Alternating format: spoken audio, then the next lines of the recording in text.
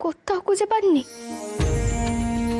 এটা করবো, আপনি ভালো করে খুঁজেছেন, সব জায়গায় খুঁজেছেন, আর ওনার বন্ধুদের বাড়ি?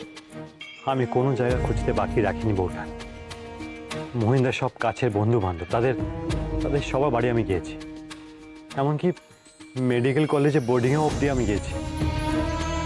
সেখানে একটা খবর পেয়েছি বটে, নবমীর রাতে মহিন্দা ওখানে ছিল, তারপর মহিন্দা ওখান থেকে বেরিয়ে যায়।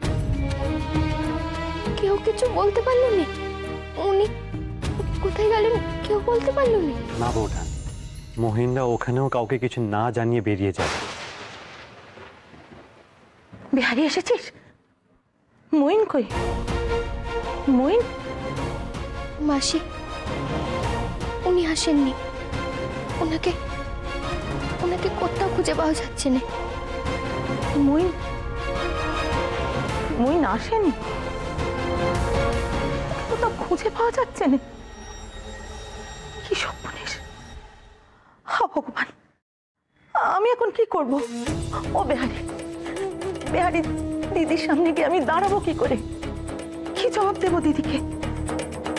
বিহারি, দিদি যে কথা শুনলে আর বাঁচবে না রে। তুই তো বলেছিলি যেখান থেকে হোক মইনকে তুই নিয়ে আসবি। আমরা তো সবাই তোর উপর ভরসা করেছিলাম। বিহারি, মইন কি তবে সত্যি সত্যি সংসার ত্যাগ করলো? না না, তাহলে চুনির কি হবে? এইটুকু একটা মেয়ে, সারাটা জীবন সামনে পড়ে আছে, ও কি নিয়ে বাঁচবে বিহারি? কি নিয়ে থাকবে? যেটুকু আশা ছিল সেটুকু গেল। আমাকে আবার সেই নরকে ফিরে যেতে হবে। হাল এখন আমি ছাড়িনি কাকিমা, আমাকে একটু সময় দাও। তোমরা এত তাড়াতাড়ি ভেঙে পড়ো না। দেখো, মহিন্দাকে খুঁজে বার করতে আমি কোনো ত্রুটি রাখবো না। আমি মহিন্দাকে ঠিক খুঁজে বার করবই। তোমরা এতদিন আমার উপর ভরসা রেখেছ, আর একটু ভরসা রাখো কাকিমা।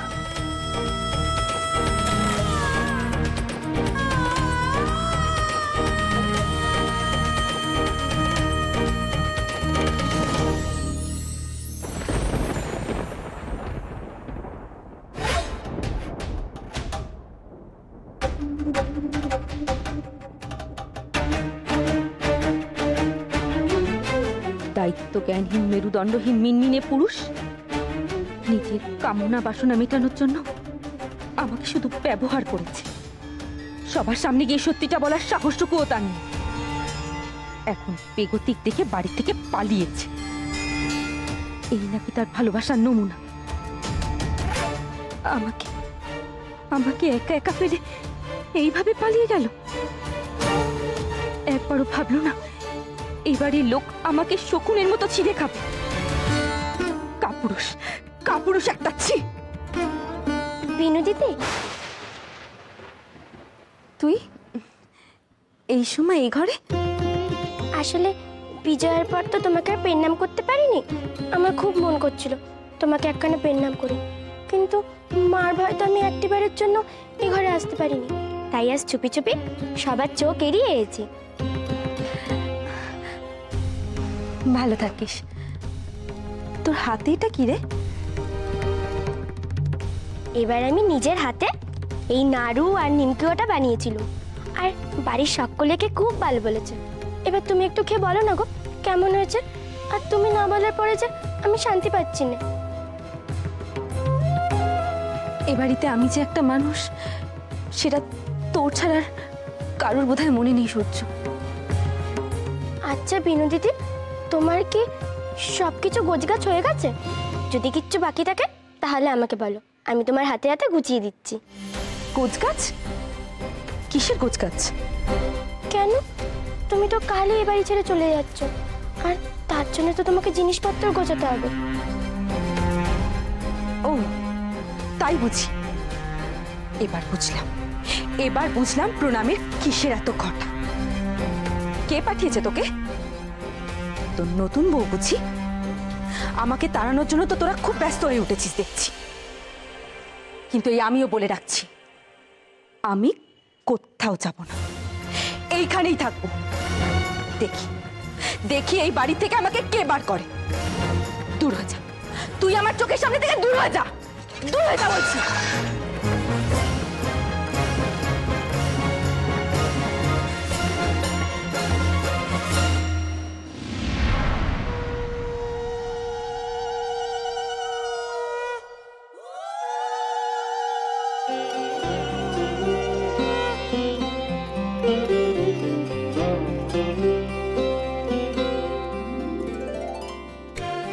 ঠাকুরমশাই কিন্তু চাটুর্যে বাড়িতে পুজো করতে ঢুকে গেছেন, ওখানে শেষ করেই একে নিয়ে আসবেন। তুই তাড়াতাড়ি আলপনার বাকিটুকু দিয়ে দে দেখি, আমিও ফলটা কেটে ফেলি। ওমা, মইনের জন্য মন খারাপ করছে বুঝি? না মাসি, উনি যেখানে আছেন খুব ভালোই আছেন। তাহলে লক্ষ্মী পুজোর দিনে চোখের জল ফেলছিস যে?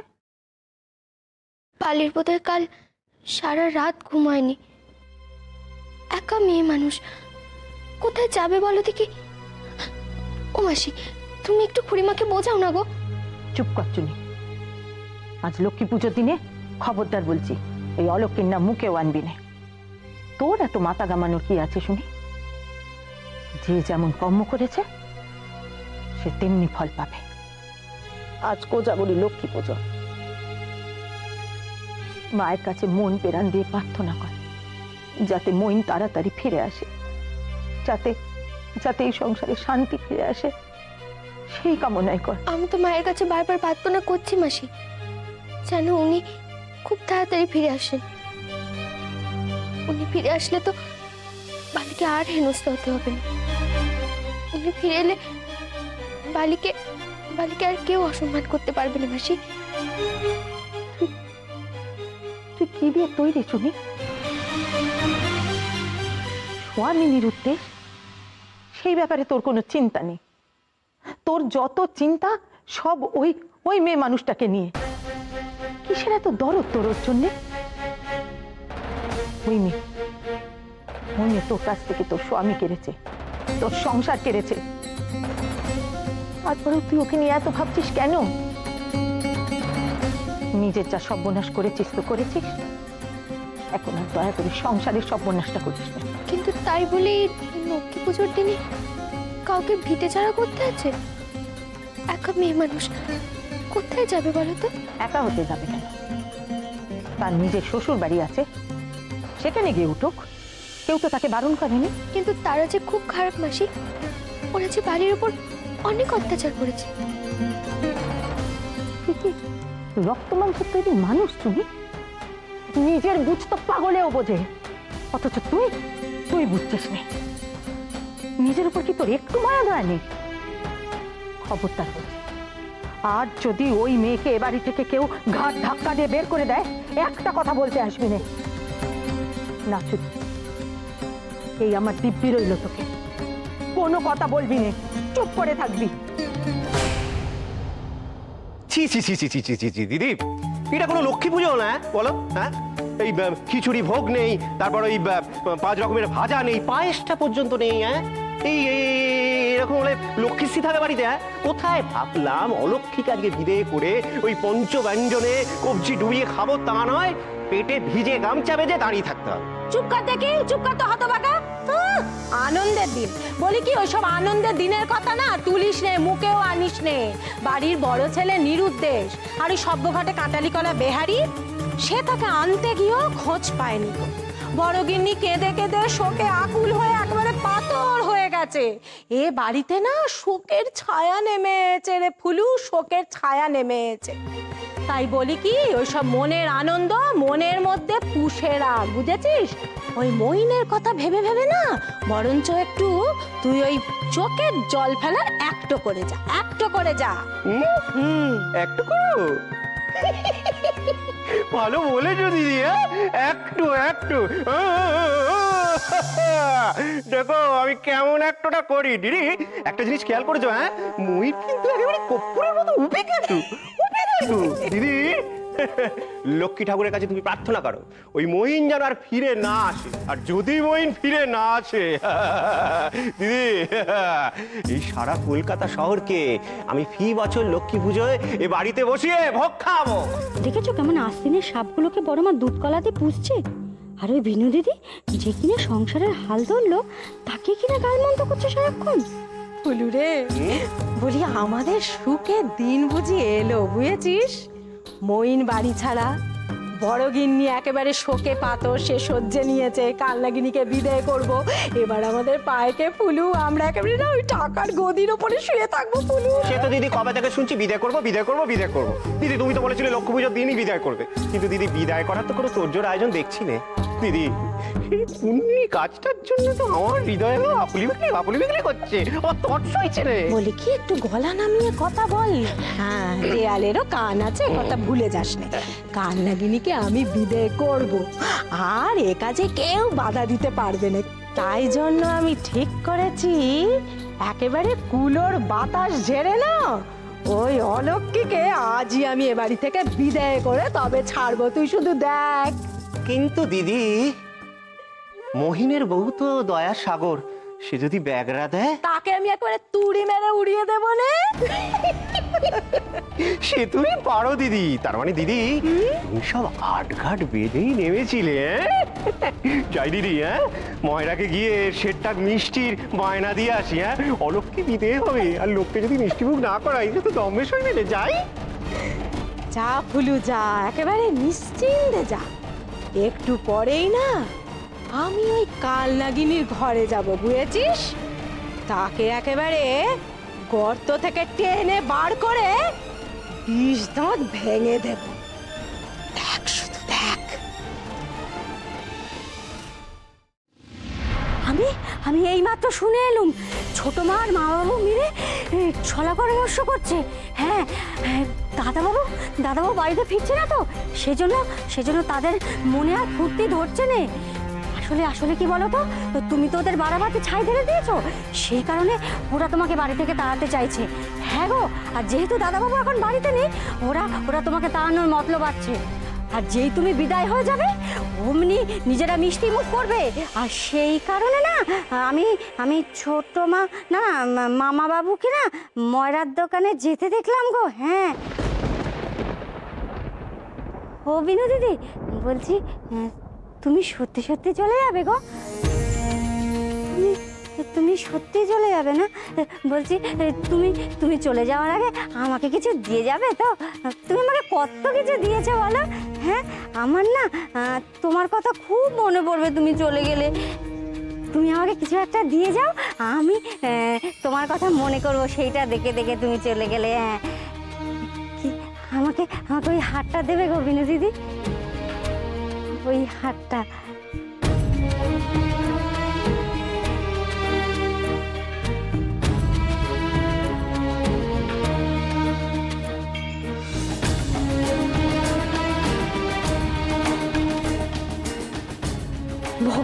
ভগবান তোমার মঙ্গল করুক, জানো তো বিনু দিদি, ভগবান তোমার খুব ভালো করবে।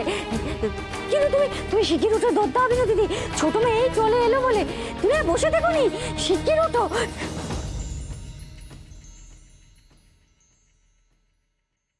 ও দিদি এসে পড়েছো? বসো বসো বসো দেখি।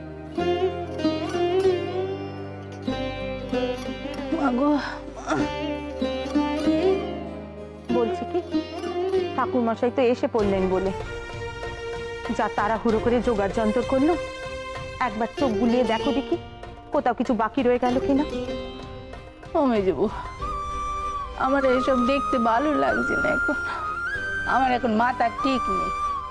ও তোমরা যা পারছো করো, আমার মন ভালো নেই মেজবু। মা লক্ষ্মী যদি আমার মনের কথা বোঝেন তাহলে আমাকে ঠিক ক্ষমা করে দেবেন। তা বললে কি চলে দিদি? এত সহজে হাল ছাড়লে কি করে চলবে বলো দেখি? সংসারে যখন আছি, সংসারের মঙ্গল অমঙ্গল আমাদেরই তো দেখতে হবে। মেজবু, এবারে আমি একটা সিদ্ধান্ত নিয়েছি। আর এই পোড়া সংসার তো অনেক দিন হলো, এবার সব কিছু ত্যাগ করবো। আমি সংসারে থাকলে মইনে যত ঝামেলা, আমার জন্য সেই বাড়ি ছাড়া। আমি সংসার চাই, দেখো মইনা আবার ঠিক ফিরে আসবে।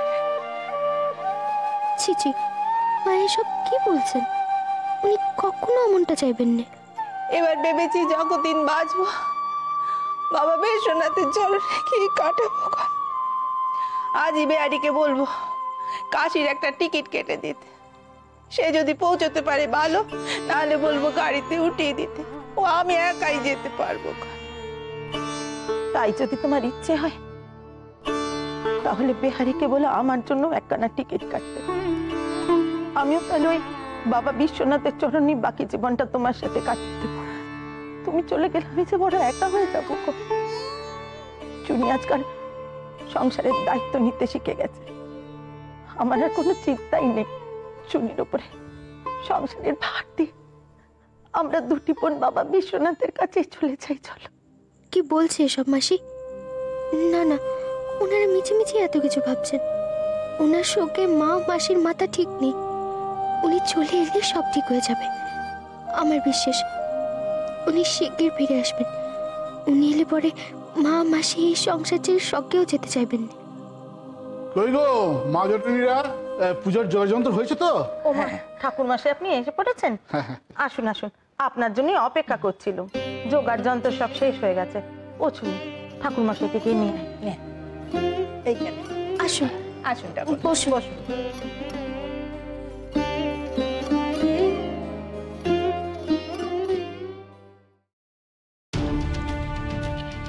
কাল নাগিনী গেল কোথায়?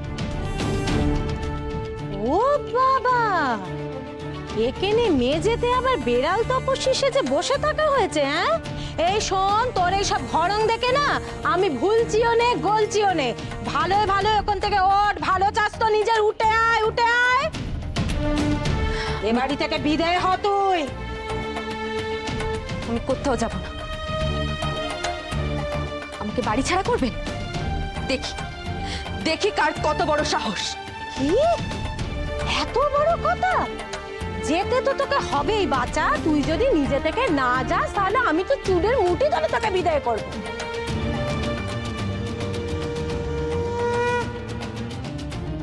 মাকে না বলে আমি কি করে যাব বলুন তো? ওই যে শাঁখের আওয়াজ শুনতে পাচ্ছেন? মা মনে হয় পুজোর ঘরে গেছে। আগে পুজোটা হয়ে যাক, মাকে বলে যাব। তুই খুব চালাকি পেয়েছিস না রে। বড়দিকে নরম মাটির ডেলা পেয়ে ভেবেছিস যেমন ইচ্ছা ভাঙবি, যেমন ইচ্ছা গড়বি। কি ভেবেছিস তুই? হ্যাঁ, তোর এই সমস্ত চালাকি বুঝে আমি বুঝি না। এতদিন ধরে তুই বড়দিকে একেবারে তুড়ি মেরে নুড়ি করেছিস, সেটি আর হবে না। আমি বেঁচে থাকতে এ সংসারের কোনো ক্ষতি তো আমি হতে দেব না, কিছুতেই হতে দেব না। আর তুই না চালে আমার বিশ্বাস নেই। ভালো কথা বলছি, তুই বিদায় হ, নইলে তোর ঘাট ধরে আমি বিদায় করব। বললাম তো মায়ের পুজোটা সারা হয়ে যাক, তারপর। আবার আবার বড় বড় কথা? যা বলছি সেটা শোন, যেতে তোকে হবেই। চল বলছি। কখন যে কার এ বাড়িতে দরদ উতলে উঠবে তার তো কোনো ঠিক নেই কো। আমি তো এসব বিশ্বাস করছি না। চল চল, তুই এখনই চল। তুই চলবি আমার সঙ্গে, কোনো কথা আমি শুনবো না। তোকে বিদায় করবো, তারপর আমি গঙ্গা নাইব। চল তুই, চল চল বলছি। বালি, মা মা তুমি কোথায় আছো? চাচা, তুই যত খুশি চাচা, কেউ তোকে আজকে বাঁচাতে আসবে না, কেউ আসবে না। ও কি করছেন আপনি খুড়িমা? ছেড়ে দিন বালিকে। খবরদার বলছি বৌমা, আমি যা করছি বুঝে করছি। তুমি আমার কাজের মধ্যে একদম নাক গলাতে আসবে না। চল চল বলছি। ও এই তো বড়দি মেজে সবাই পড়েছো, খুব ভালোই হয়েছে। কি গো, আমি বলেছিলাম না আজ আমি অলক্ষ্মী বিদায় করব, তবে ছাড়বো। এই আমি অলক্ষ্মী বিদায় করলুম। এদিকে যা, তুই বেরো।